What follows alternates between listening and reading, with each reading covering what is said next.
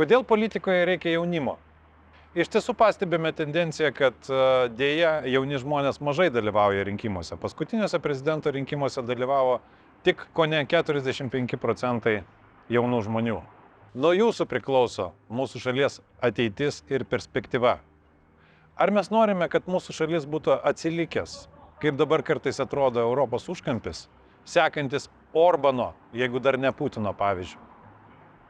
Ar mes norime būti ir galų gale tapti tikra vakarų Europos valstybė, kurioje gera kiekvienam, kurioje gerbiamas kiekvienas, kurioje kiekvienas turi teisę pasirinkti savo gyvenimo būdą, nepaisydamas įsišaknyjusių stereotipų ir prietarų.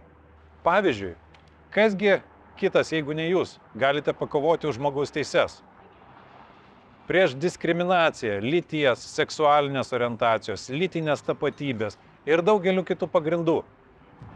Kasgi kitas, jeigu ne jūs, geriausiai suprantat šiuolaikinių technologijų raidą ir kad ekonomika nėra vien tik tai žemės ūkis arba vien tik tai prekyba paprastomis plataus vartojimo prekiamis.